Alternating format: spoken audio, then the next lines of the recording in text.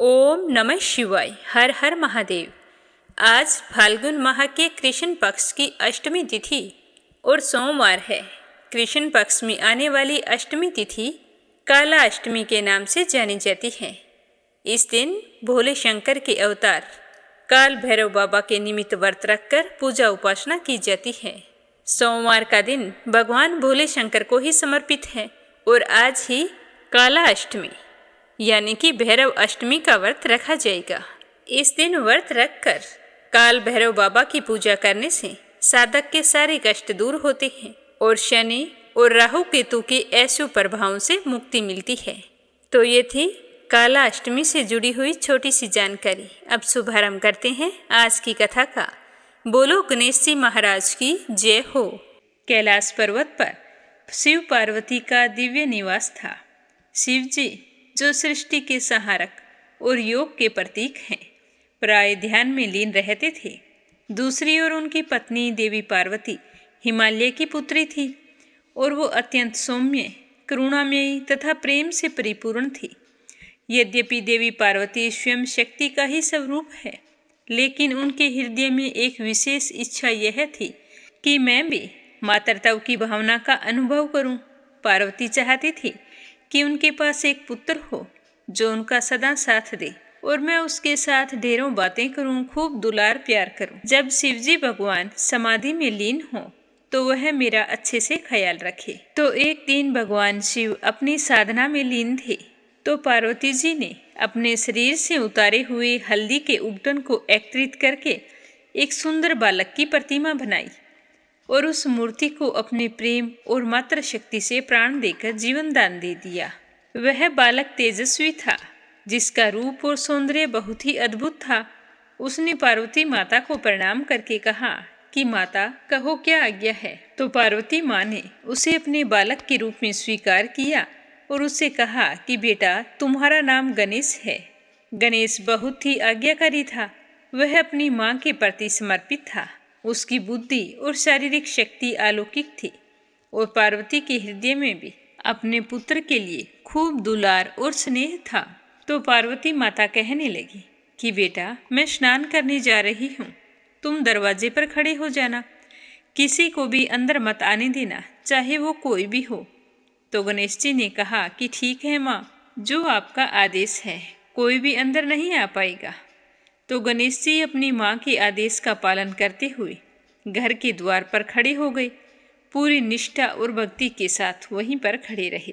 उसी समय शिवजी भगवान ध्यान समाप्त करके पार्वती से मिलने कैलाश लौटे। जब शिवजी ने अपने घर के द्वार पर एक छोटे से बालक को पहरा देते हुए देखा तो उन्हें बड़ा ही आश्चर्य हुआ।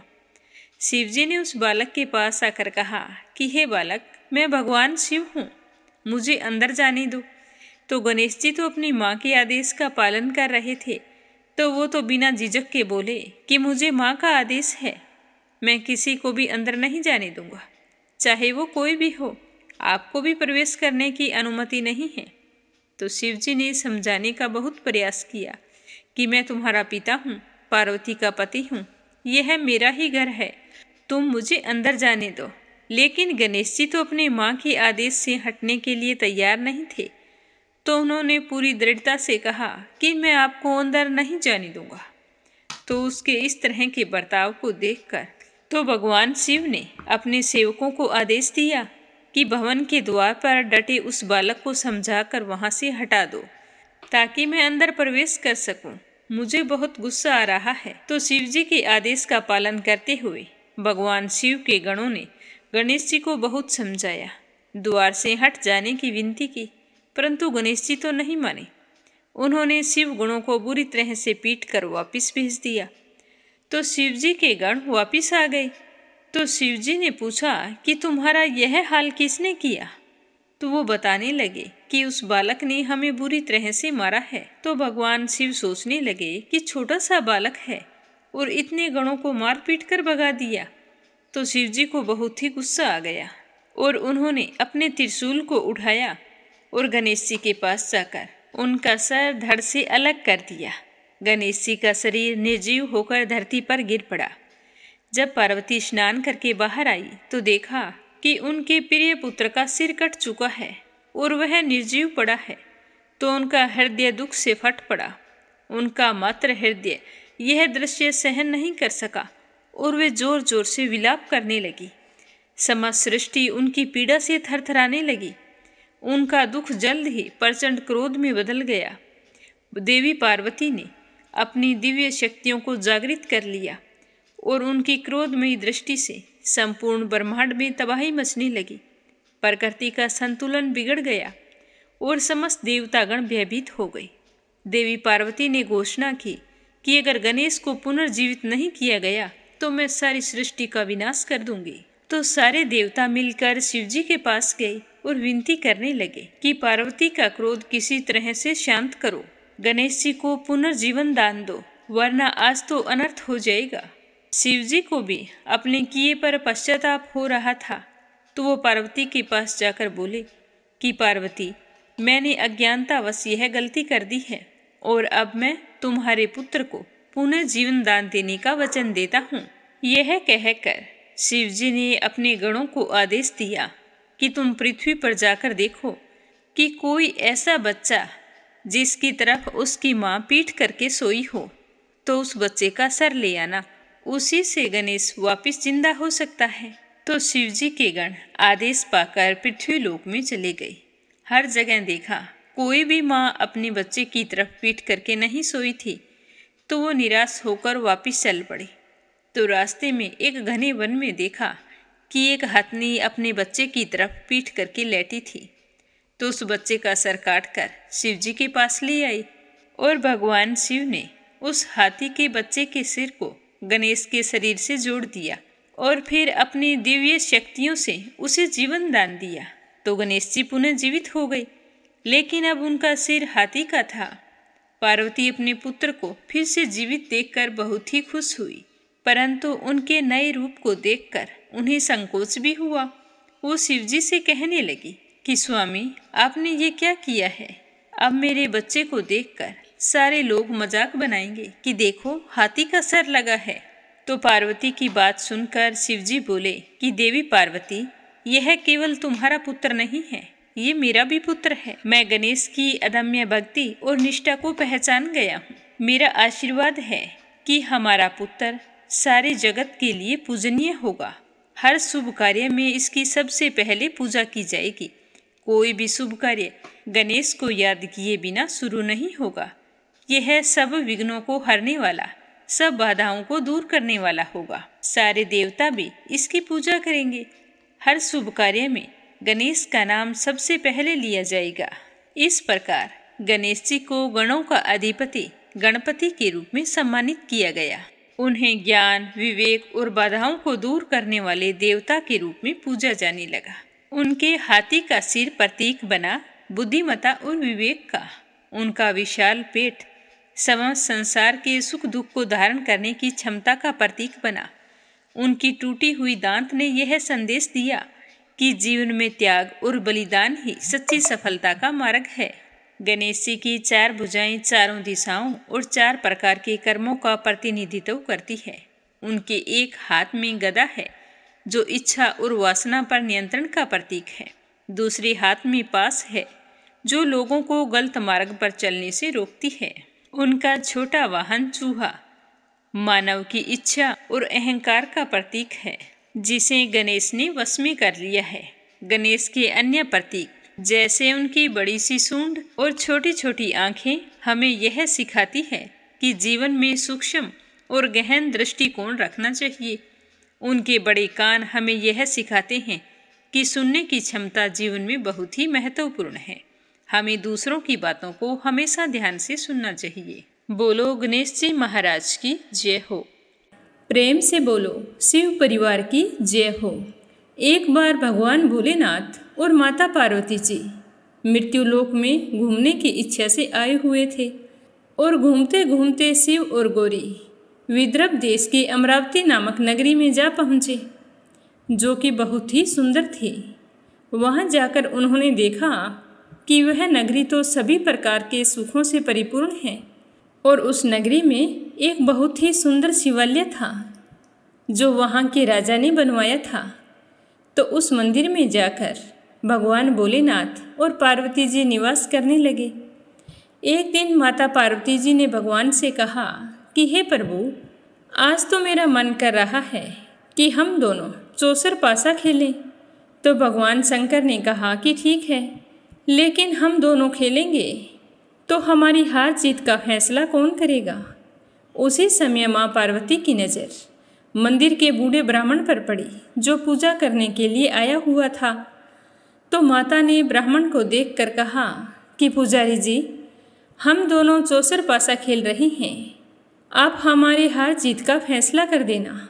तो ब्राह्मण ने बिना सोचे समझे झट से कह दिया कि इसमें खेलने की कोई ज़रूरत नहीं है, इस खेल में तो भगवान भोलेनाथ ही जीतेंगे। तो माता पार्वती जी को मन ही मन गुस्सा आया। फिर शिव और पार्वती जी दोनों चौसर पासा खेलने लगे।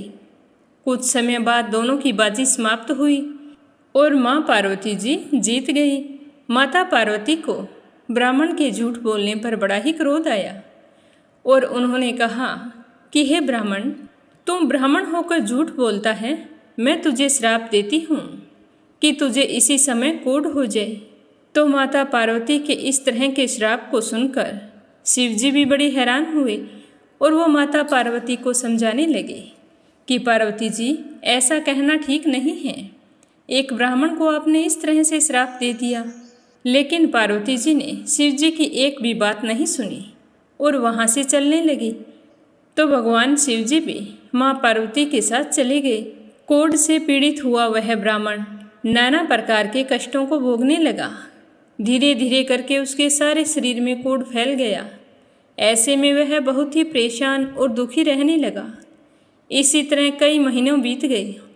एक दिन की बात है कि देवलोक की अप्सराएं शिवजी की पूजा करने के लिए उसी मंदिर में आई हुई थी। तो उनकी नज़र उस ब्राह्मण पर पड़ी जो कोढ़ के कारण बड़ा ही कष्ट पा रहा था। तो उन अप्सराओं को उस पर दया आ गई। वे सारी उस पुजारी जी के पास जाकर कहने लगी कि हे ब्राह्मण देवता, आप तो भले चंगे थे, हम हमेशा आते हैं पूजा करने के लिए, अब अचानक से आपको क्या हो गया? आपको इस तरह से पूरे शरीर में कोढ़ कैसे हो गया है? बहुत कष्ट हो रहा होगा। तो अप्सराओं की बात सुनकर पुजारी जी ने हाथ जोड़कर कहा कि मुझे तो पार्वती माता ने श्राप दे दिया है। यह कहते हुए उसने सारी घटना अप्सराओं को बता दी। तो वो सुनकर कहने लगी कि हे ब्राह्मण देव, तुम दुखी मत हो, भगवान भोलेनाथ ही आपके सारे कष्टों को दूर करेंगे। लेकिन तुम्हें 16 सोमवार के व्रत पूरे विधि विधान और भक्ति भाव से करने होंगे और 17वें सोमवार के दिन पाव सेर पवित्र गेहूं के आटे की रोटी बनाना, उसके बाद घी और गुड़ मिलाकर चूरमा बनाना और चूरमा बनाकर भगवान भोलेनाथ को प्रसाद चढ़ाना। बाकी के प्रसाद को मंदिर में उपस्थित भक्तों में बांट देना। ऐसा करने से तुम्हारी सारी मनोकामनाएं पूर्ण होंगी। ऐसा कहकर वे अप्सराएं मंदिर में पूजा करने लगी और पूजा समाप्त करके देवलोक को चली गई। अब ब्राह्मण भी पूरे विधि विधान से सोमवार के व्रत करने लगा। ऐसे में भगवान भोलेनाथ की कृपा से ब्राह्मण का कोढ़ जड़ने लगा। कुछ समय बाद भगवान शंकर जी और माता पार्वती जी फिर उसी मंदिर में पधारे। तब तक वह ब्राह्मण कोढ़ मुक्त हो चुका था। तो माँ पार्वती को यह देखकर बड़ी ही हैरानी हुई और वह ब्राह्मण को बुलाकर पूछने लगी कि हे ब्राह्मण, तेरा कोढ़ कहाँ गया? तू तो भला चंगा है, मैंने तुझे श्राप दिया था। तो वह ब्राह्मण कहने लगा कि मैंने तो 16 सोमवार के व्रत किए थे, उसी व्रत के प्रभाव से मैं कोढ़ मुक्त हो गया हूँ। तो यह सुनकर पार्वती माता बहुत ही प्रसन्न हुई और पुजारी से कहने लगी कि तुम मुझे 16 सोमवार व्रत की विधि बतलाओ। तो पुजारी जी ने सारी विधि माता पार्वती जी को बता दी। अब माँ पार्वती भी उसी दिन से 16 सोमवार व्रत करने लगी। लगातार 16 सोमवार तक व्रत किया। ऐसे में उनकी मनोकामना पूर्ण हो गई। उनके रूठे हुए पुत्र स्वामी कार्तिकेय जी स्वयं ही माता के आज्ञाकारी हो गए। फिर एक दिन कार्तिकेय को अपना विचार परिवर्तन होने पर बड़ा ही संशय हो रहा था। तो वो अपनी माताजी के पास आए और कहने लगे कि माँ, आपने ऐसा कौन सा उपाय किया जिसकी वजह से मेरा मन आपकी ओर आकर्षित हो गया? मैं तो आपसे नाराज़ था। तब माता पार्वती ने उसे 16 सोमवार की कथा सुनाई। तब कार्तिकेय कहने लगा कि माँ, मैं भी इस व्रत को करूँगा। एक मेरा प्रिय मित्र है ब्राह्मण, वह अपनी गरीबी के चलते बहुत ही दुखी रहता था और धन कमाने की इच्छा से बड़ी मुश्किल से परदेश गया है, लेकिन मेरी उससे मिलने की बड़ी ही इच्छा हो रही है। अतः हे माता, आप मुझे 16 सोमवार व्रत की सारी विधि बतलाइए, मैं भी इस व्रत को करना चाहता हूँ। तो फिर माँ पार्वती जी से व्रत की विधि जानकर कार्तिकेय भगवान ने भी 16 सोमवार के व्रत किए, तो उनकी इच्छा पूर्ण हो गई और उनका परदेश गया हुआ प्रिय मित्र वापिस आ गया। वह आकर कार्तिकेय से मिला और पूछने लगा कि मेरी तो बुद्धि एकदम से बदल गई। मेरे मन में आया कि मैं वापस लौट चलूं। तो कार्तिकेय कहने लगा कि ये सब तो मेरी वजह से हुआ है। मेरा तुमसे मिलने को बड़ा ही मन हो रहा था, तो मैंने तुमसे मिलने की इच्छा से 16 सोमवार के व्रत किए थे। तो अब ब्राह्मण मित्र सोचने लगा कि 16 सोमवार के व्रत करने से इच्छा पूरी होती है, तो मेरा अभी तक विवाह नहीं हुआ है, तो अगर मैं भी 16 सोमवार के व्रत पूरे विधि विधान से करूं, तो मेरा भी विवाह हो जाएगा। तो वह कार्तिकेय से व्रत की विधि पूछकर पूरे प्रेम भाव से 16 सोमवार के व्रत रखने लगा, मन में पूरी आस्था रखता। तो एक दिन वह किसी काम से दूसरे राज्य को जा रहा था, तो वहाँ के राजा ने अपनी पुत्री का स्वयंवर रखा था। उस राजा की यह शर्त थी कि ये हथनी जिस किसी के गले में यह माला डालेगी, उसी के साथ मैं मेरी बेटी का विवाह कर दूंगा। तो भगवान शिव जी की कृपा से उस ब्राह्मण के मन में भी उस स्वयंवर को देखने की इच्छा हुई और वह भी वहां जाकर एक और बैठ गया। उसी समय हथनी वहां पर आई और वह माला लेकर इधर उधर घूमने लगी और फिर उस ब्राह्मण पुत्र के गले में वह माला डाल दी। तो राजा यह देखकर बहुत ही खुश हुए और अपनी प्रतिज्ञा के अनुसार बड़ी धूमधाम के साथ अपनी पुत्री का विवाह उस ब्राह्मण पुत्र के साथ कर दिया और खूब सारा धन देकर सम्मान पूर्वक उसको संतुष्ट किया। अब वे दोनों सुखपूर्वक रहने लगे। ऐसे ही समय बीतता गया। एक दिन राजकुमारी अपने पति से पूछने लगी कि हे प्राणनाथ, आपने ऐसा कौन सा पुण्य किया है जो हथनी ने सभी राजकुमारों को छोड़कर आपके गले में जयमाला डाल दी। तब वह ब्राह्मण कहने लगा कि हे प्राण प्रिय, मैंने अपने मित्र कार्तिकेय के कहे अनुसार 16 सोमवार का व्रत किया था। उसी व्रत के प्रभाव से मुझे तुम जैसी रूपवान पत्नी मिली है। तो इस व्रत की महिमा सुनकर राजकन्या को बड़ा ही आश्चर्य हुआ और वह भी पुत्र की कामना के लिए 16 सोमवार व्रत करने लगी। भगवान भोलेनाथ से पुत्र की कामना की प्राप्ति करके विधि विधान से व्रत शुरू कर दिए। तो शिव जी के आशीर्वाद से कुछ समय के बाद उसने बहुत ही सुंदर पुत्र को जन्म दिया। वह बालक बहुत ही धर्मात्मा और विद्वान था। तो इतना तेजस्वी पुत्र पाकर ब्राह्मण और उसकी पत्नी दोनों बहुत ही खुश हुए और उसका लालन पालन भली भांति करने लगे। जब वह लड़का बड़ा हुआ तो अपनी माता से पूछने लगा कि हे माँ, आपने ऐसा कौन सा पुण्य किया जो आपको मेरे जैसे पुत्र की प्राप्ति हुई। तो पुत्र की बात सुनकर उसकी माँ ने कहा कि बेटा, मैंने तो 16 सोमवार के व्रत किए हैं। इस तरह कहते हुए व्रत के नियमों के बारे में अपने पुत्र को बताने लगी। तो उस लड़के ने इस व्रत को सब तरह से मनोरथ पूर्ण करने वाला जानकर उसके मन में भी राज्याधिकार पाने की इच्छा हुई। वह लड़का भी उसी दिन से भगवान शिव जी को प्रसन्न करने के लिए 16 सोमवार के व्रत पूरे नियम से करने लगा। एक दिन दूसरे देश के राजा के दूत आए और उस ब्राह्मण पुत्र के लिए उसके माता पिता से कहा कि हमारे राजा ने अपनी बेटी के लिए आपके पुत्र को चुना है। यह कहकर उसे अपने साथ ले गई, क्योंकि उस राजा ने उस ब्राह्मण पुत्र की बुद्धिमत्ता के बारे में बहुत ही सुन रखा था। तो वे उससे मिलकर बहुत ही प्रसन्न हुए और कहने लगे कि बेटा, मैं तुम्हारे साथ अपनी कन्या का विवाह करना चाहता हूँ। तो यह सुनकर ब्राह्मण पुत्र बहुत ही खुश हुआ। अब राजा ने पूरे धूमधाम से राजकुमारी का विवाह उसके साथ कर दिया। फिर दोनों सुखपूर्वक रहने लगे। धीरे धीरे राजा वृद्ध हो गया। अब उसके लिए काम काज संभालना मुश्किल हो गया था। तो उसने एक दिन अपने दामाद को बुलाकर कहा कि हे बेटा, मैं तेरा राज्य तिलक करना चाहता हूँ।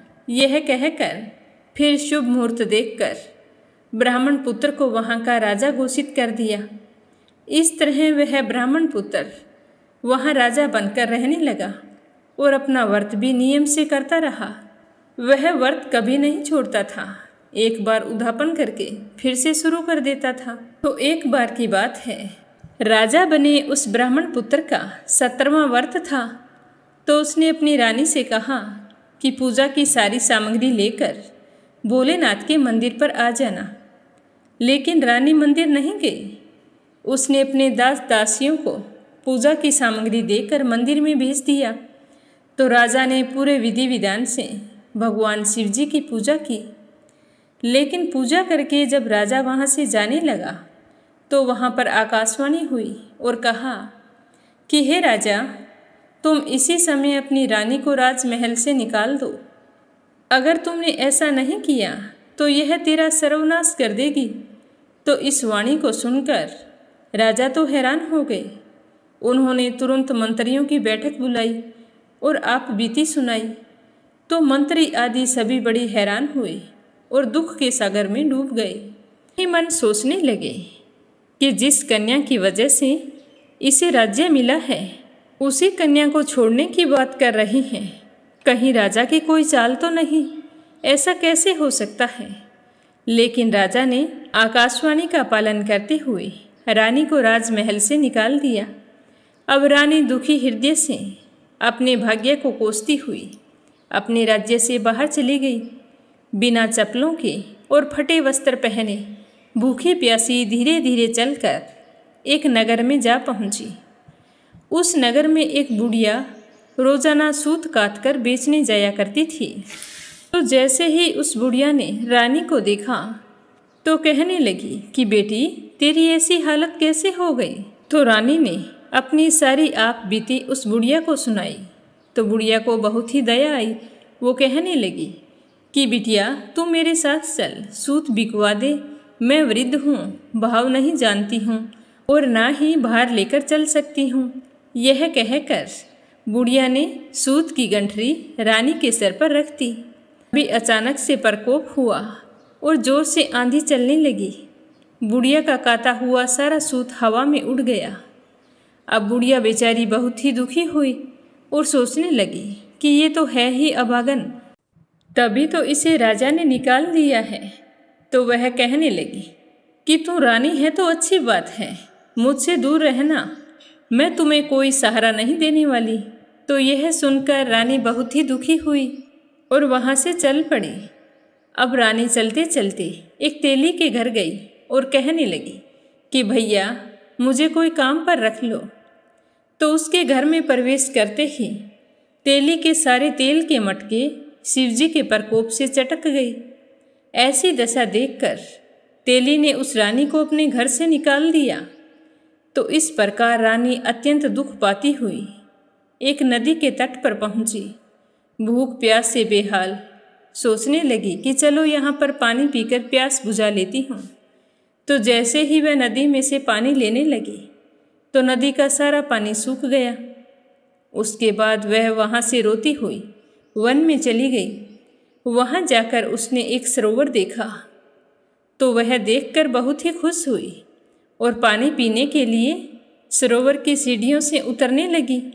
और पानी पीने के लिए जैसे ही अपने दोनों हाथ आगे बढ़ाए तो सरोवर का सारा पानी एकदम से गंदा हो गया और उसके अंदर असंख्य कीड़े तैरने लगे।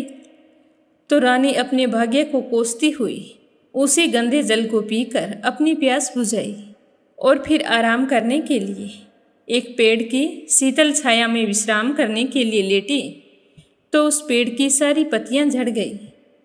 अब ऐसे ही रानी जिस पेड़ के नीचे जाती तो पेड़ की सारी पत्तियां अपने आप झड़ जाती।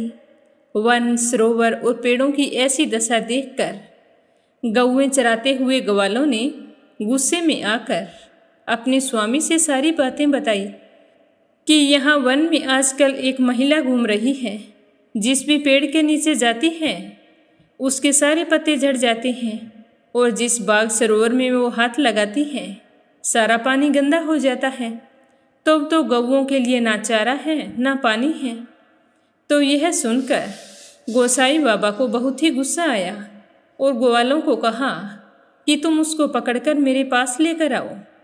तो गोसाई बाबा के कहे अनुसार ग्वाले रानी को पकड़कर बाबा के पास ले आई। तो रानी के मुख की कांति और शरीर की शोभा देखकर गोसाई बाबा जान गए कि यह कोई दोष से पीड़ित है, इसमें इसकी कोई गलती नहीं है।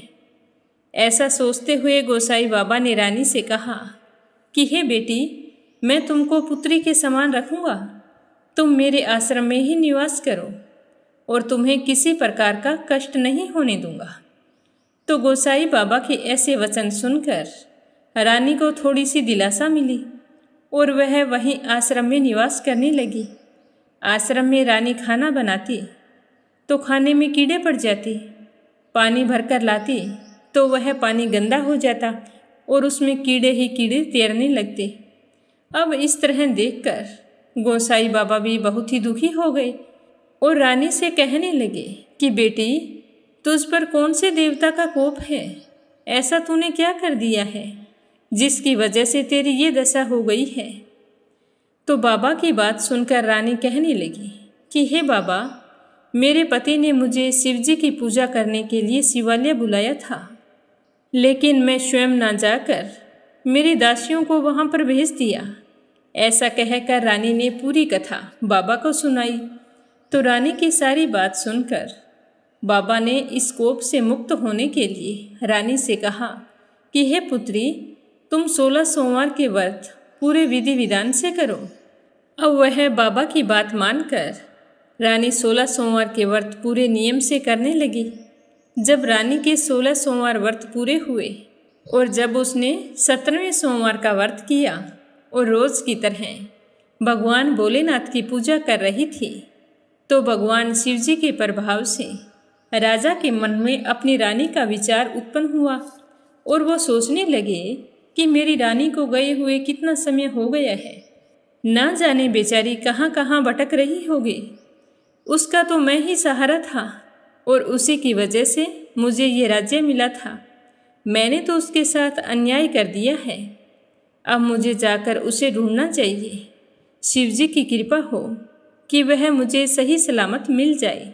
ऐसा मन में निश्चय करके राजा ने सैनिकों को बुलाया और चारों दिशाओं में रानी की तलाश करने के लिए भेज दिया। अब सैनिक चारों दिशाओं में ढूंढने लगे। ढूंढते ढूंढते गोसाई बाबा के आश्रम में जा पहुँचे। वहाँ रानी को देखकर सैनिक बहुत ही खुश हुए और गोसाई बाबा से कहा कि बाबा, ये रानी है और इसे हम साथ लेने आए हैं। तो सैनिकों की बात सुनकर गोसाई बाबा ने रानी को साथ भेजने से मना कर दिया। तो सैनिक चुपचाप लौट आए। महल में आकर राजा को सारी बात बताई। तब राजा स्वयं रानी को लेने के लिए गोसाई बाबा के आश्रम पर गए और पुजारी जी से प्रार्थना करते हुए कहने लगे कि हे महाराज, जो देवी आपके आश्रम में रहती है वो मेरी पत्नी है। शिवजी के कोप से मैंने इसका त्याग कर दिया था और अब से इन पर शिवजी का कोप शांत हो गया है। इसीलिए मेरे मन में इन्हें वापस ले जाने की इच्छा जागृत हुई है। हे बाबा, मैं अपनी पत्नी को लेने के लिए आया हूँ। अगर आपकी आज्ञा हो तो मैं इन्हें अपने साथ ले जाना चाहता हूँ। तो गोसाई बाबा ने राजा के वचनों को सत्य समझकर रानी को राजा के साथ जाने की आज्ञा दे दी। गोसाई जी की आज्ञा पाकर रानी अपने पति के साथ अपने राज्य के लिए चल दी। रानी के आने की खबर पाकर राज्य के सारे निवासी बहुत ही खुश हुए। घर घर बाजे बजने लगे। नगर के दरवाजे पर तोरण बंधनवारों से सजाया गया। सारे नागरिक बहुत ही खुश थे। घर घर में मंगल गीत गाए जा रहे थे। बड़े बूढ़े बातें कर रहे थे कि हमारे राजा की इकलौती पुत्री थी। अच्छा हुआ जो समय रहते राजा में समझ आ गई और वो हमारी पुत्री को वापस ले आई। ये तो बहुत ही अच्छा काम हो रहा है। तभी राजा रानी को लेकर नगर के दरवाजे पर पहुंच गए तो पंडितों ने विविध वेद मंत्रों का उच्चारण करके अपनी रानी का भली भांति स्वागत किया। इस प्रकार रानी ने अपनी राजधानी में पुनः प्रवेश किया। राजा ने अपनी रानी के घर आने की खुशी में ब्राह्मणों को अनेक प्रकार के दान आदि देकर संतुष्ट किया।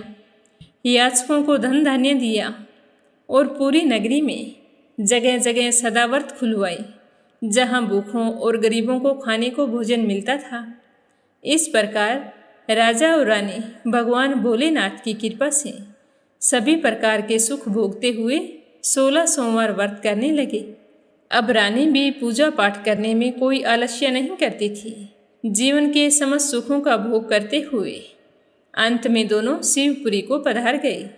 इसीलिए कहते हैं कि जो भी मनुष्य भगवान भोलेनाथ की भक्ति मन वचन कर्म द्वारा 16 सोमवार के व्रत पूरे विधि विधान से करेगा, वह इस मृत्यु लोक में सारे सुखों को भोग कर अंत में भगवान शिव जी के चरणों में उनके धाम को प्राप्त होगा। और इस व्रत को करने से सबके मनोरथ पूर्ण होते हैं। लेकिन 16 सोमवार व्रत करने के लिए मन में पूरी आस्था और प्रेम होना चाहिए। हमारी कोई भी मनोकामना हो उसे पूरा करने का जिम्मा भगवान भोले शंकर पर छोड़कर पूरे नियम से श्रद्धा भाव से शिव जी के व्रत करने चाहिए। इसमें किसी भी तरह का आलस्य नहीं आना चाहिए। भगवान भोलेनाथ जितने भोले हैं उतना ही जल्दी उनको गुस्सा भी आता है। इसीलिए पूजा पाठ के समय तनिक भी आलस्य नहीं करना चाहिए और पूजा करने के बाद अंत में भगवान भोले शंकर से पूजा पाठ में हुई भूल चूक के लिए क्षमा मांगकर अपने मंगल जीवन की कामना करनी चाहिए। बोलो शिव परिवार की जय हो। बोलो भैरव बाबा की जय हो। आज की कथा में पहले अपने सुनेंगे कि काल भैरव की उत्पत्ति कैसे हुई थी, क्योंकि काल भैरव भगवान भोले शंकर का ही स्वरूप है। तो आज के दिन हमें इनकी कथा जरूर सुननी चाहिए ताकि भोले शंकर की कृपा हम सब पर हमेशा बनी रहे। बोलो भोले शंकर की जय हो। पुराणों के अनुसार जब ब्रह्मा और विष्णु में विवाद हुआ, दोनों एक दूसरे को अपना पुत्र बता रहे थे। यानी कि विष्णु जी कह रहे थे कि ब्रह्मा मेरा पुत्र है, उनका जन्म मुझसे हुआ है, और ब्रह्मा कह रहे थे कि विष्णु का जन्म मुझसे हुआ है। तो इस बात को लेकर दोनों में विवाद बढ़ गया। कहते हैं कि उसी समय उन दोनों के मध्य में एक अग्नि स्तंभ प्रकट हुआ, जिसने उन दोनों से कहा कि आप दोनों में से जो भी इस अग्नि स्तंभ का ओर या छोर पता लगा लेगा वही बड़ा होगा, वही सर्वत्र पूज्य होगा।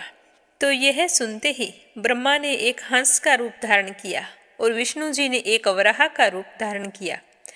पितामह ब्रह्मा जी ने ऊपर और विष्णु जी ने नीचे की ओर प्रस्थान किया। एक समय आने के बाद श्री हरि विष्णु ने मान लिया कि इस अग्नि स्तंभ का कोई अंत नहीं है, किंतु ब्रह्मदेव किसी भी कीमत पर अपनी प्राज्ञा मानने को तैयार नहीं थे। कुछ ऊपर पहुंचने पर उन्हें वहां पर केतकी नाम का एक पुष्प मिला, तो उन्होंने उससे कहा कि यदि तुम मेरा समर्थन करो, अगर तुम मेरा समर्थन करती हो तो मैं तुम्हें सबसे महत्वपूर्ण पुष्प की उपाधि प्रदान करूंगा। तो केतकी ने यह सुनकर पितामह ब्रह्मा जी की बात स्वीकार कर ली। तो पितामह केतकी के फूल को लेकर नीचे आ गए।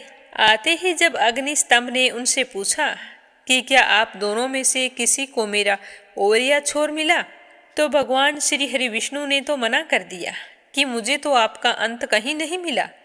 परंतु ब्रह्मदेव ने कहा कि हाँ, मुझे मिला है, और अपनी बात सच्ची साबित करने के लिए केतकी के पुष्प को प्रस्तुत कर दिया। केतकी ने भी पितामह ब्रह्मा जी के कहे अनुसार समर्थन किया। तब उस अग्नि स्तंभ ने एक पुरुष की आकृति ग्रहण की और प्रकट हो गई महाकाल महारुद्र भगवान शिव। उन्होंने पितामह से कहा कि आप असत्य बोल रहे हैं। मैं आपको श्राप देता हूँ कि आप अपनी असत्य भाषा के लिए कभी भी पूजे नहीं जाएंगे। केतकी के फूल ने आपका समर्थन किया है तो उसे भी मैं श्राप देता हूँ कि मेरी पूजा में केतकी का फूल नहीं चढ़ाया जाएगा। तब पितामह ने क्रोधित होकर भगवान रुद्र को अपशब्द कहने शुरू कर दिए और स्वयं को बड़ा बताने लगे। उस समय ब्रह्मदेव कहा जाता है कि पंचमुखी होते थे। तब भगवान शिव को आभास हुआ कि पितामह में अहंकार आ रहा है और सृष्टि की रचना में यदि सृष्टि रचना से पूर्व ही अहंकार व्याप्त हो गया तो असमय ही संपूर्ण सृष्टि अहंकार के भाव से ग्रसित हो जाएगी। इसीलिए उन्होंने अहंकार रूपी पितामह के उस 5वें सर को काटने का निर्णय लिया। परंतु इसमें एक समस्या थी, क्योंकि भगवान शिव जानते थे कि यदि उन्होंने पितामह का सर काटा तो उन्हें ब्रह्म हत्या का दोष लगेगा। ब्रह्म हत्या का दोष लगते ही त्रिमूर्ति से अलग हो जाएंगे और सभी जगह असंतुलन व्याप्त हो जाएगा। तो इसी कारण सोचते सोचते सर्वसमर्थ भगवान रुद्र ने अपने ही अंश से एक ऐसे विकराल गण को उत्पन्न किया जो कृष्ण वर्ण के थे, अस्थियों के आभूषण से सुशोभित थे। उस दिव्य पुरुष को देखकर, उनकी गर्जना को सुनकर ऐसा लगता था मानो लाखों भयानक काले मेघों ने जीवंत रूप लेकर गर्जना की हो, और उनकी जटाएं देखकर ऐसा प्रतीत होता था मानो असंख्य भयानक विषधर हो।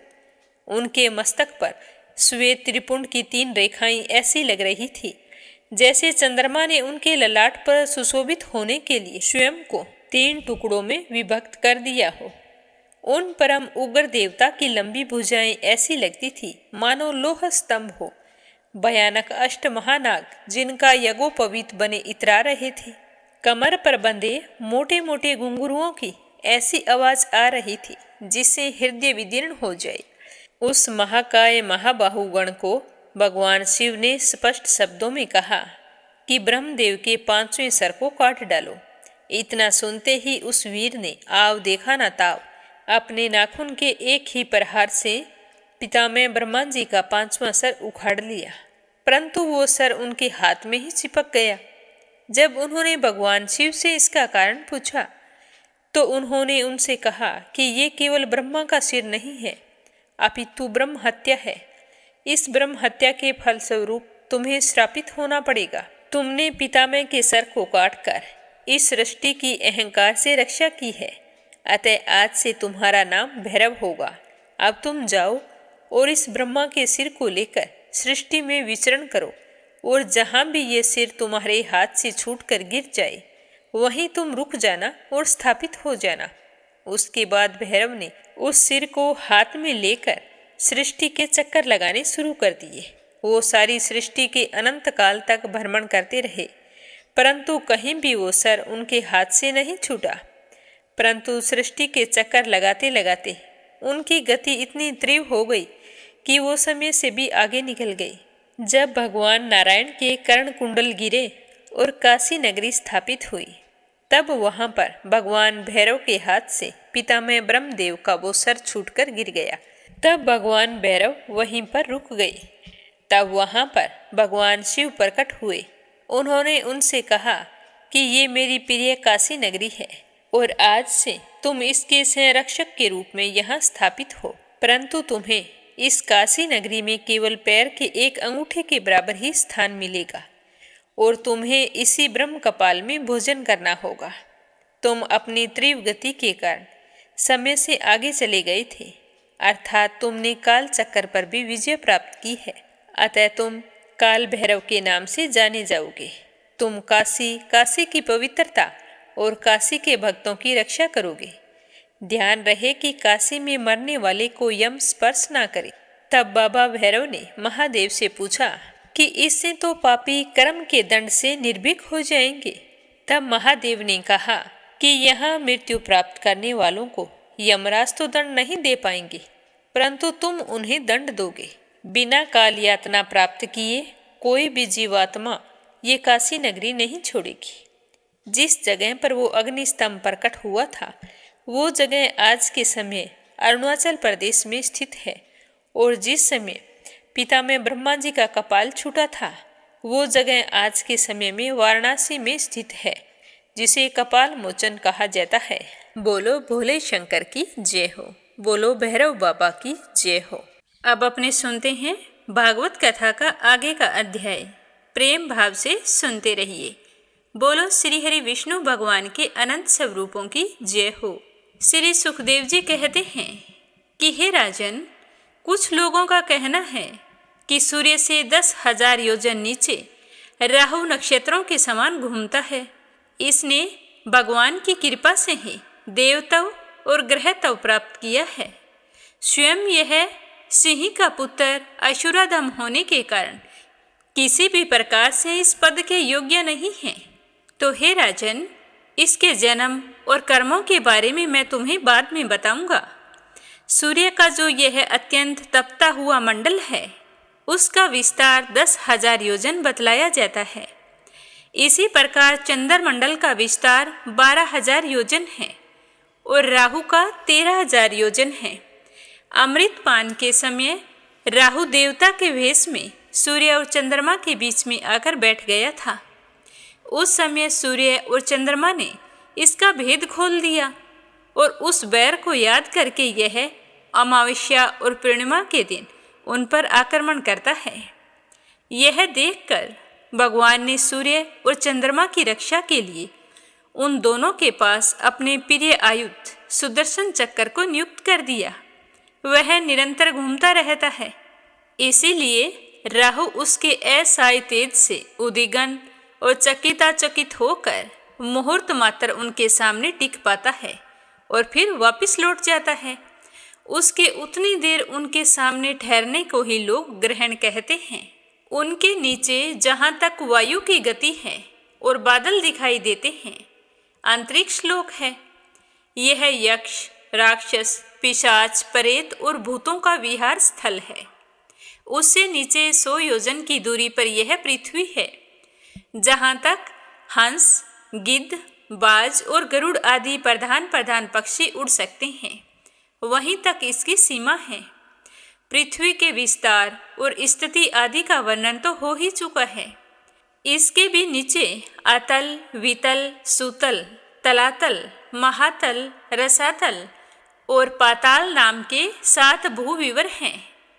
ये एक के नीचे एक 10,000 योजन की दूरी पर स्थित हैं और इनमें से प्रत्येक की लंबाई चौड़ाई भी 10,000 योजन हैं। ये भूमि के बिल भी एक प्रकार के स्वर्ग ही हैं।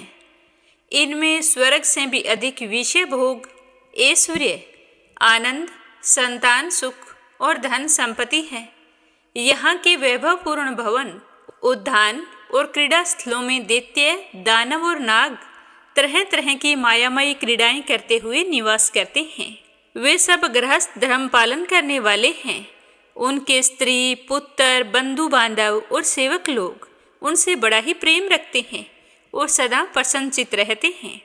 उनके भोगों में बाधा डालने की देवराज इंद्र आदि में भी सामर्थ्यता नहीं है। हे महाराज, इन बिलों में मायावी मैदान की बनाई हुई अनेकों पुरियां शोभा से जगमगा रही हैं, जो अनेक जाति की सुंदर सुंदर श्रेष्ठ मणियों से रचे हुए चित्र विचित्र भवन, परकोटे, नगर द्वार, सभा भवन, मंदिर, बड़े बड़े आंगन और ग्रहों से सुशोभित हैं तथा जिनकी कृत्रिम भूमियाँ फरने पर नाग और असुरों के जोड़े एवं कबूतर, तोता, मैना आदि पक्षी किलोल करते रहते हैं। ऐसे पाताल अधिपतियों के भव्य भवन उन पुरियों की शोभा बढ़ाते हैं। वहाँ के बगीचे भी अपनी शोभा से देवलोक के उद्यानों की शोभा को मात देते हैं।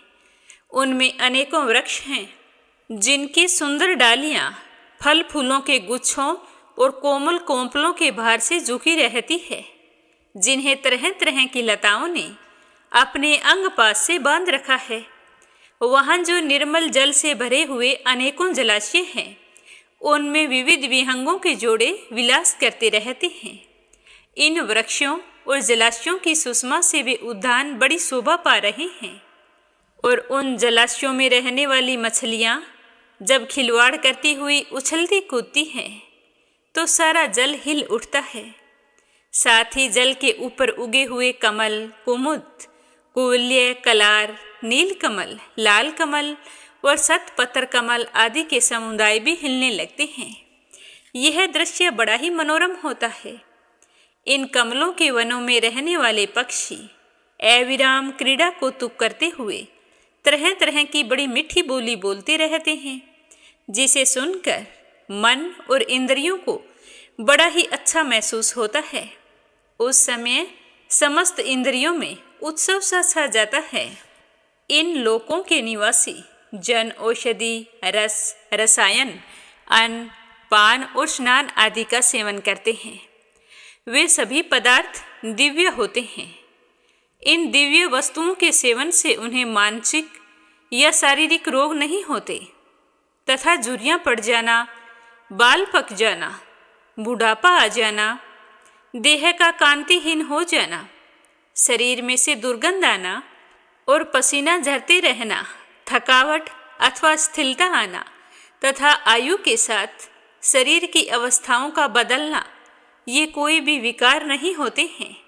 वहाँ पर रहने वाले सदा सुंदर, स्वस्थ, जवान और शक्ति संपन्न रहते हैं।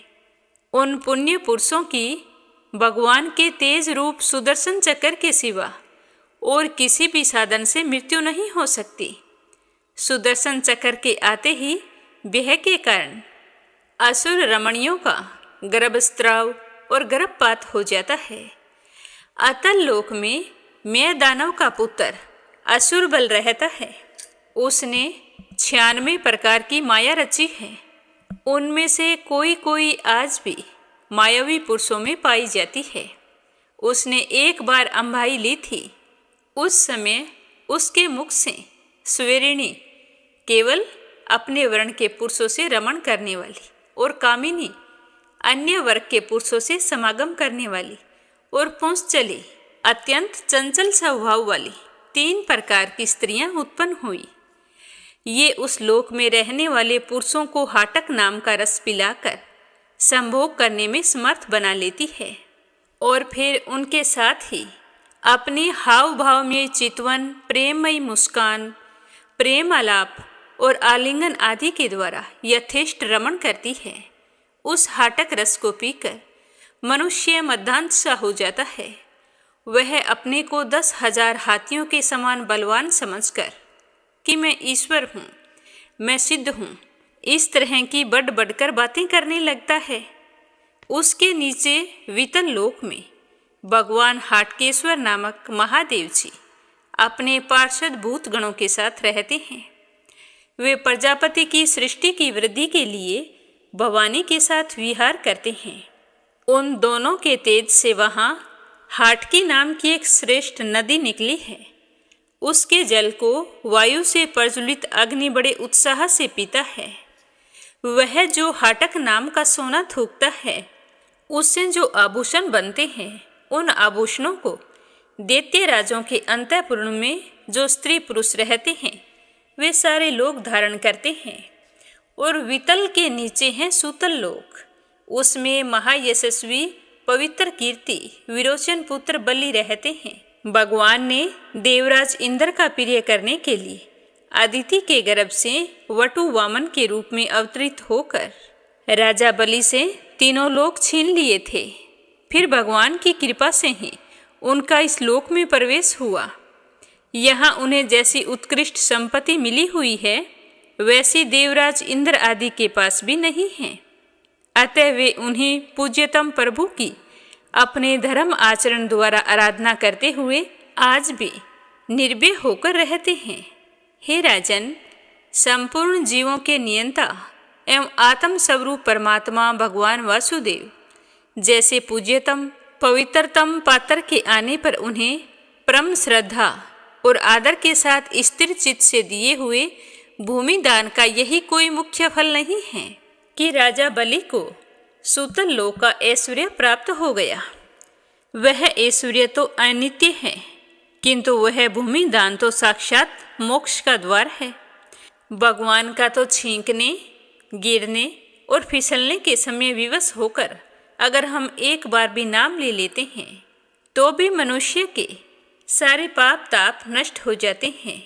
मनुष्य सहसा कर्म बंधन को काट डालता है, जबकि मुमुक्षु लोग इस कर्म बंधन को योग साधन आदि अनेकों उपाय करके फिर भी बड़ी मुश्किल से काट पाते हैं, जो एक बार भगवान का नाम लेने मात्र से ही कट जाते हैं।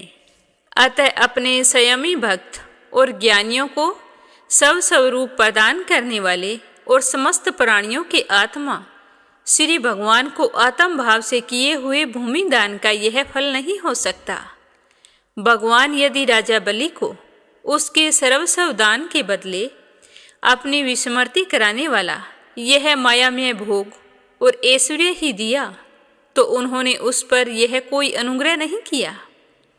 जिस समय कोई और उपाय न देखकर भगवान ने याचना के छल से उसका त्रिलोकी का राज्य छीन लिया और उसके पास केवल उसका शरीर मात्र ही शेष रहने दिया, वो भी कहाँ बचा था कि भगवान ने अपना तीसरा कदम उसके शीश पर ही धरा था। तब वरुण के पासों में बंधकर पर्वत की गुफा में डाल दिए जाने पर उसने कहा था कि खेद है, यह ऐश्वर्यशाली इंद्र विद्वान होकर भी अपना सच्चा स्वार्थ सिद्ध करने में कुशल नहीं है। इसने सम्मति लेने के लिए अनन्य भाव से गुरुदेव को अपना मंत्री बनाया, फिर भी उनकी अवहेलना करके इसने श्री विष्णु भगवान से उनका दास्य न मांगकर उनके द्वारा मुझसे अपने लिए ये भोग ही मांगे हैं।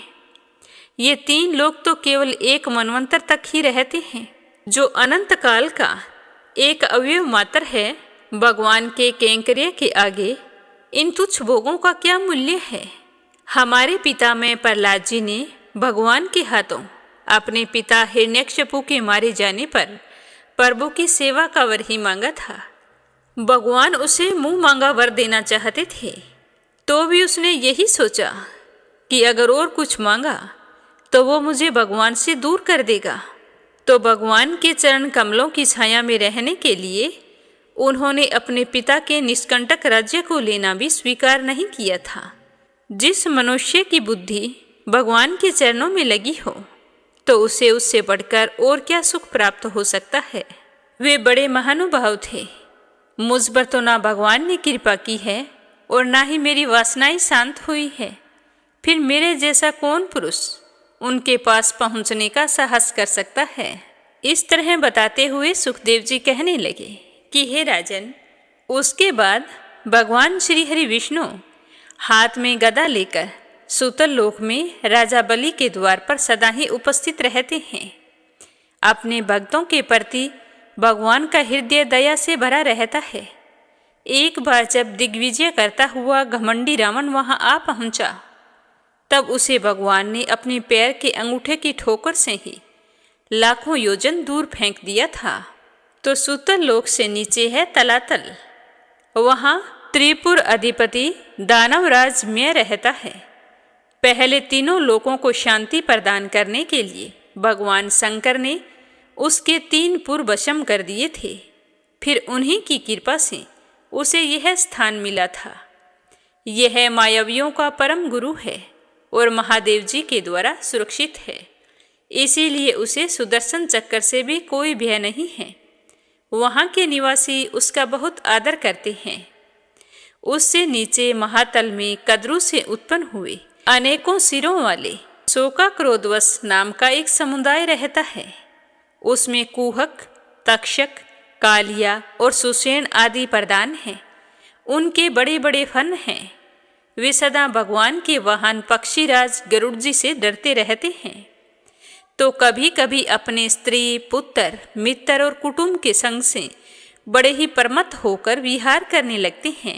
उसके नीचे रसातल में पणि नाम के दैत्य और दानव रहते हैं। ये निवात कवच, कालिय और हिरण्यपुरवासी भी कहलाते हैं। इनका देवताओं से विरोध है। ये जन्म से ही बड़े बलवान और महान साहसी होते हैं, किंतु जिनका प्रभाव संपूर्ण लोकों में फैला हुआ है, उन्हें श्री हरि के तेज से बल अभिमान चूर्ण हो जाने के कारण ये सर्पों के समान लुक छिप कर रहते हैं तथा इंद्र की दूती शर्मा के कहे हुए मंत्र वर्ण रूप वाक्य के कारण सर्वदा इंद्र से डरते रहते हैं। रसातल के नीचे पाताल है, वहाँ शंख, कुलिक, महाशंख, श्वेत, धनंजय, धृतराष्ट्र, शंखचूड़, कंबल, असवतर और देवदत्त आदि बड़े क्रोधी और बड़े बड़े फनों वाले नाग रहते हैं। इनमें वासुकी नाग प्रधान हैं। उनमें से किसी के 5, किसी के 7, किसी के 10 और किसी के 11 और किसी के 1000 सिर हैं।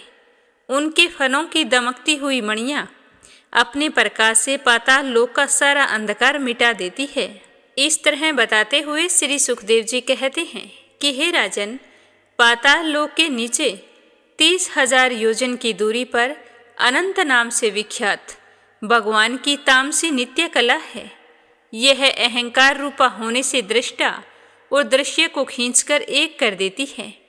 इसीलिए 5 रात्र आगम के अनुयायी भक्तजन इसे संकर्षण कहते हैं। इन भगवान अनंत के 1000 मस्तक हैं। उनमें से एक पर रखा हुआ यह सारा भूमंडल सरसों के दाने के समान दिखाई देता है।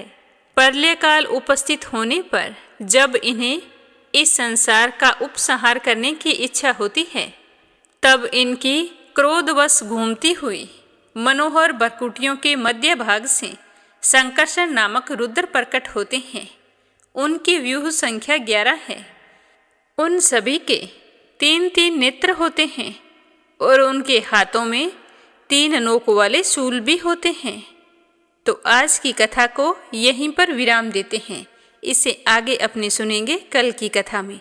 श्री हरि का आशीर्वाद पाने के लिए नित्य नियम से सुनते रहिए। बोलो विष्णु भगवान की जय हो। अब अपने सुनते हैं लप्सी और तपसी की कहानी। बोलो लप्सी तपसी की जय हो। बहुत पुराने समय की बात है। एक गांव में एक ब्राह्मण परिवार रहा करता था। उसमें पति पत्नी के अलावा उनके 2 बच्चे थे। एक बेटा था, एक बेटी थी। ब्राह्मण दंपति बहुत ही सरल स्वभाव के थे। समय मिलने पर प्रभु का स्मरण किया करते थे। उनकी बेटी बहुत ही संस्कारी और सुशील थी, लेकिन उनका बेटा आवारा किस्म का था। वह कोई काम धाम नहीं करता और ना ही कभी अपने माँ बाप का कहना मानता था। समय के साथ दोनों बहन भाई बड़े हो गए। बहन की शादी कर दी गई, पर भाई का वही हाल था। उसके माँ बाप ने उसे समझाया कि बेटा, अब हम वृद्ध हो चले हैं, तुम कोई काम किया करो। लेकिन उस पर उनकी बातों का कोई असर नहीं होता था। तो एक दिन ब्राह्मणी अपने पति से कहने लगी कि स्वामी, आप बिल्कुल काम छोड़ दीजिए। जब घर में कुछ भी नहीं होगा तो यह अपनी जिम्मेदारी समझेगा और काम पर लग जाएगा। तो ब्राह्मण ने दूसरे दिन से काम पर जाना छोड़ दिया। तो यह देखकर उनके बेटे ने कोई काम नहीं किया और चोरी करने चला गया। आते जाते राहगीरों को लूट लेता और उसी से अपने घर का गुजारा किया करता था। तो उसकी लूटने और चोरी करने की आदत से सारे गांव वाले उसे लप्सी कहने लगे। तो लप्सी की इस हरकत से उसके माँ बाप बहुत ही दुखी रहते थे, पर वह किसी की सुनने के लिए तैयार नहीं था। इसी तरह समय बीतता गया। एक दिन की बात है कि लप्सी एक पीपल के पेड़ पर बैठा था। तभी शिव पार्वती जा रहे थे। पार्वती माता गहनों से लदी हुई थी। तो लप्सी उन्हें देखकर सोचने लगा कि सूरत के कितने गहने हैं, आज ये सारे के सारे लूट लूँगा तो मुझे कई महीनों तक चोरी नहीं करनी पड़ेगी। तो वह लूटने के इरादे से पीपल की ओट में होकर बैठ गया। जैसे ही शिव पार्वती वहाँ से जाने लगे तो लप्सी एकदम से शिव पार्वती के सामने आकर कहने लगा कि जल्दी से जितने सारे गहने पहन रखे हैं उतार दो। तो पार्वती माता कहने लगी कि तुम चोरी क्यों करती हो, तुम्हें पता है चोरी करना पाप है। तो लप्सी कहने लगा कि क्या करूं, घर पर मेरे माँ बाप हैं, मेरी एक भांजी है, उनके लिए दोनों समय भोजन की व्यवस्था कहाँ से करूं, मुझे कोई काम तो आता नहीं है। तो लप्सी की बात सुनकर पार्वती माता कहने लगी कि तुम जो चोरी करके पाप करते हो, इस पाप का भागी कौन बनेगा? तो लप्सी कहने लगा कि मेरे घर वाले सारे बनेंगे। तो पार्वती माता कहने लगी कि कोई नहीं बनेगा, पाप के भागी केवल तुम बनोगे। तो लप्सी कहने लगा कि मैं लूट खोस कर उन्हीं के लिए लेकर जाता हूँ, तो पाप के भागी तो उन्हें बनना ही पड़ेगा। तो लप्सी की बात सुनकर पार्वती माता ने हंसकर कहा कि हम यहीं पर बैठे हैं और तुम अपने घर जाओ, अपने घर वालों से पूछो कि कोई तुम्हारे पाप का भागी बनेगा क्या। तो यह सुनकर लप्सी भागा भागा अपने घर आया और अपनी माँ के पास गया और कहने लगा कि माँ, मैं चोरी करके लाता हूँ, राह चलते राहगीरों को लूटता हूँ, तुम्हारे लिए ही तो करता हूँ। तो तुम मुझे एक बात बताओ, चोरी करने से जो पाप लगता है, तो आप मेरे पाप के भागी बनोगे? तो लप्सी की बात सुनकर उसकी माँ कहने लगी कि बेटा, मैंने तो तुमसे नहीं कहा कि तुम चोरी करके लाओ, तुम कमा कर लाओ, हमें तो 2 वक्त की रोटी चाहिए, मैं तो तुम्हारी पाप की भागी नहीं बनूंगी। तो माँ के मुंह से इस तरह की बात सुनकर लप्सी तो हैरान हो गया। फिर वह अपने पिताजी के पास गया और जाकर कहने लगा कि पिताजी, मैं जो कुछ भी लूट खोस के लाता हूँ वो आपके लिए ही तो लाता हूँ। देखो मैंने लूट कर कितना धन इकट्ठा कर लिया है, कितने ऐशो आराम है तुम्हारे। अगर मैं चोरी नहीं करता तो क्या ये सब हमें मिलता? पिताजी, मैं तुमसे एक बात पूछता हूँ कि चोरी करने से पाप लगता है, तो उस पाप में आप मेरे भागीदार बनोगे क्या? तो लप्सी की बात सुनकर उसके पिताजी कहने लगे कि बेटा, मैंने नहीं कहा कि तुम चोरी करके लाओ, तुम कमा कर लाओ, मैं तुम्हारे पाप का भागी नहीं बनूंगा। तो माँ बाप के मुंह से इस तरह की बात सुनकर वह बहुत ही उदास हुआ और सोचने लगा कि मैं कितने महीनों से चोरी कर रहा हूँ, ना जाने मुझ पर कितना पाप चढ़ गया है, और ये तो बोल रहे हैं कि पाप के भागी हम नहीं बनेंगे, तो अब क्या होगा? तो वह बड़े ही दुखी मन से शिव पार्वती से मिलने के लिए चल पड़ा। जैसे ही घर से बाहर निकलने लगा तो उसकी छोटी सी भांजी दरवाजे पर खेल रही थी। उसे पता नहीं था कि पाप पुण्य क्या होता है, तो वो कहने लगी कि मामा, पाप की भागी मैं बनूंगी। तो उसके इस तरह कहते ही लप्सी ने उसे गोद में उठाया और चल पड़ा।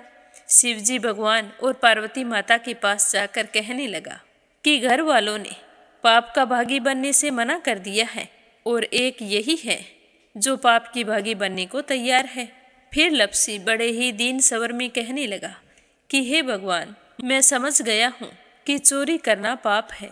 आज तक जो मैंने काम किया वो बहुत ही गलत था, लेकिन अब मैं इसका प्रायश्चित करना चाहता हूँ। अब तुम ही बताओ, मुझे मेरे पापों से मुक्ति कैसे मिलेगी?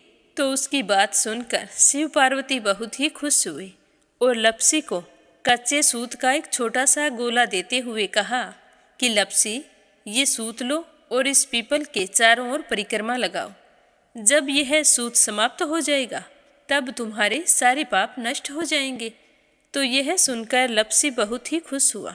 सोचने लगा कि छोटा सा गोला है, अभी लपेट कर घर चला जाऊंगा, उसके बाद में कभी कोई पाप नहीं करूंगा। फिर उसने अपनी बांजी को कंधे पर बैठाया और पीपल की परिक्रमा लगानी शुरू कर दी। अब भगवान का वह सूत खत्म कहाँ होने वाला था। लप्सी चक्कर लगाता गया पर वह सूत खत्म नहीं हुआ। चक्कर लगाते लगाते 1 महीने, 6 महीने, साल, पूरे 12 साल बीत गए, पर वह सूत खत्म नहीं हुआ। 12 साल बाद एक बार फिर शिव पार्वती जी वहाँ से गुजर रहे थे, तो पार्वती माता ने कहा कि स्वामी, चलो लप्सी को चलकर देखते हैं। तो शिवजी कहने लगे, वो चोरी करने वाला, लूटने वाला कब का चला गया होगा? तो पार्वती माता कहने लगी कि नहीं स्वामी, चलकर देखने में क्या जाता है, चलो एक बार देखते हैं। तो शिव पार्वती जी जैसे ही पीपल वृक्ष के पास आए तो देखा कि लप्सी तो अब भी चक्कर लगा रहा है। वहाँ चारों ओर गहरी खाई हो गई है और लप्सी की बड़ी बड़ी दाढ़ी, मूंछें, नाखून बढ़ गए हैं। तो यह देखकर पार्वती माता ने कहा कि देखो स्वामी, आप तो कह रहे थे कि वो कब का ही चला गया, देखो इसके मन में सच्ची भक्ति है। तो पार्वती की बात सुनकर शिवजी ने कहा कि चलो अभी देख लेता हूँ। तो यह कहकर शिवजी ने एक सोने का कड़ा लपसी के आगे फेंक दिया। तो लपसी ने झट से उसके ऊपर पैर कर लिया। फिर अचानक से उसका ध्यान शिव पार्वती जी की ओर गया तो वो हाथ जोड़कर कहने लगा कि भगवान, अब तो मेरे पाप समाप्त हो गए होंगे, आप मुझे यहाँ से जाने की आज्ञा दीजिए। आपका यह सूत अभी तक खत्म नहीं हुआ है। तो शिवजी भगवान ने कहा कि तुम्हारे पाप कर्म भी अभी तक पूरे नहीं हुए हैं। तो शिवजी की बात सुनकर लपसी कहने लगा कि भगवान, मुझे पूरे 12 वर्ष हो गए हैं आपकी भक्ति करते करते, और अब भी आप मुझ पर शक कर रहे हैं। तो शिवजी ने कहा कि अपना पैर उठाओ।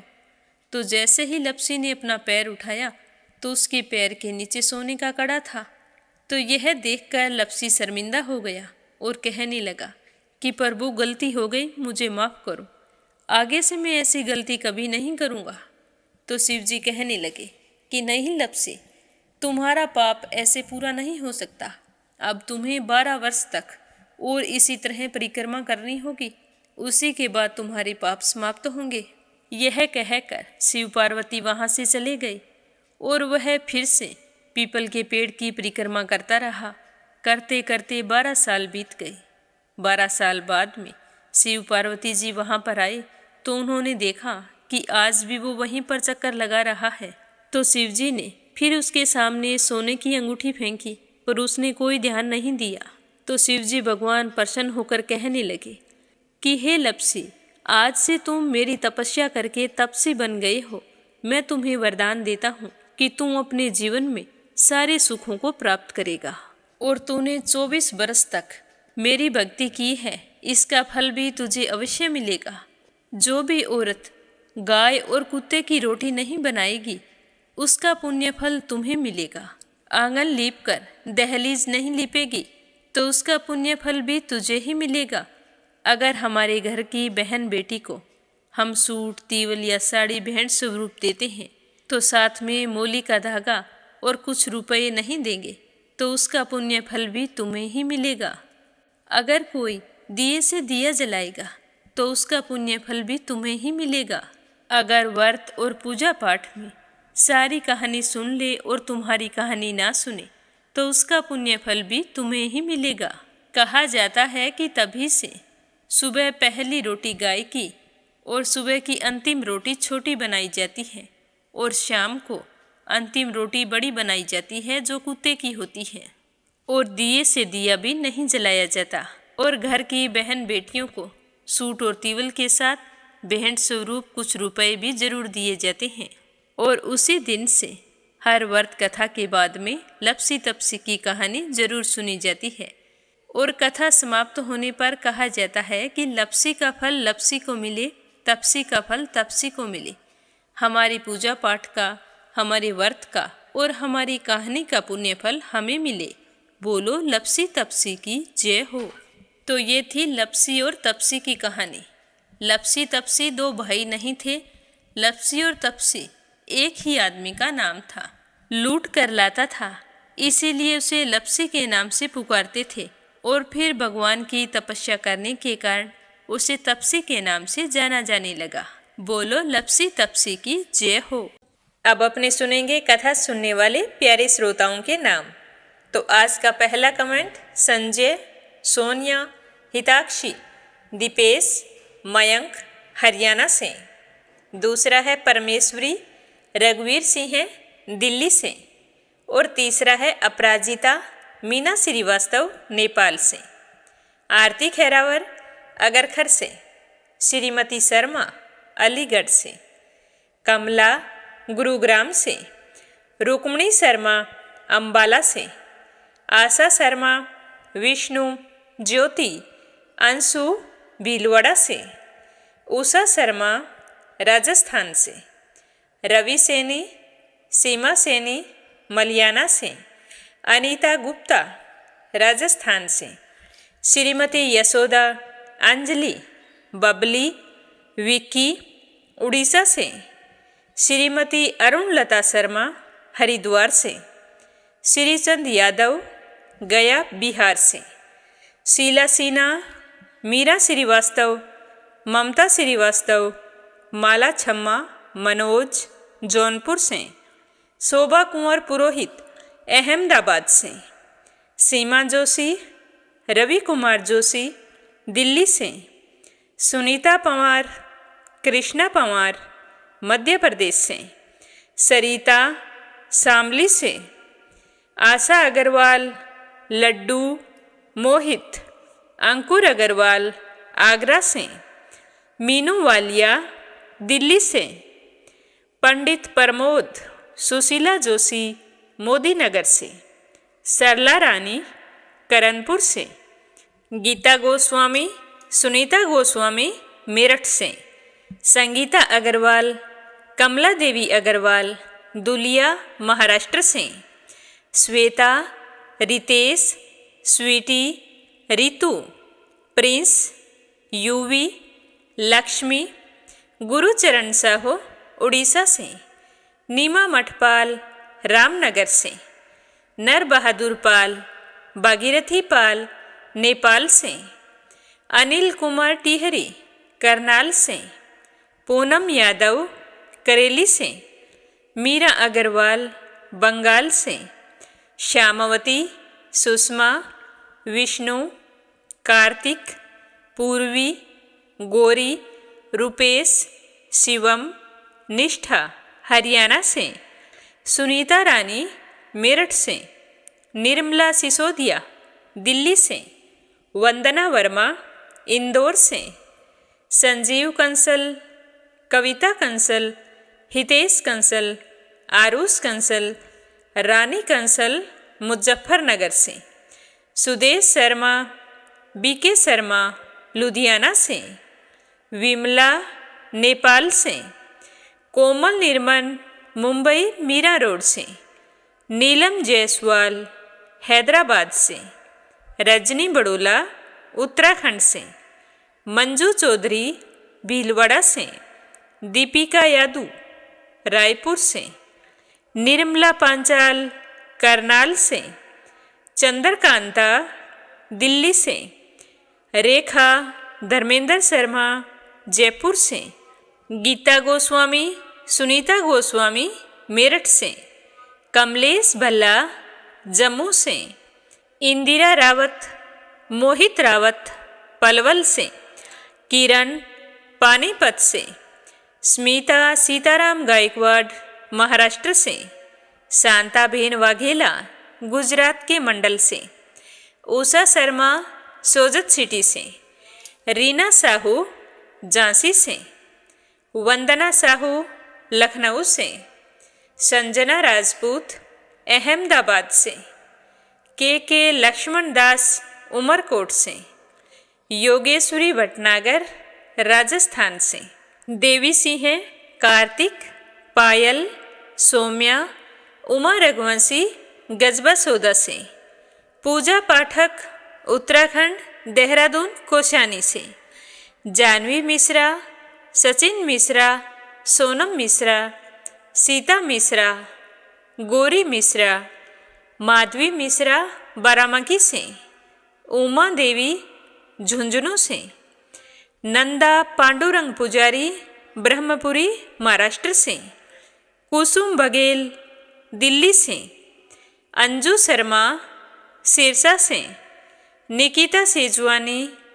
करण सेजवानी, विशाल सेजवानी, पवन सेजवानी, पायल सेजवानी अहमदाबाद से। तो ये हैं मीरा भक्ति स्टोरी चैनल के प्यारे श्रोता जो रोजाना नियम से और पूरे श्रद्धा भाव से इस चैनल पर प्रस्तुत कथाओं को सुनते हैं। आप सभी पर श्री हरि का आशीर्वाद सदैव बना रहे और आपकी हर मनोकामना पूर्ण हो। ओम नमः शिवाय। हर हर महादेव।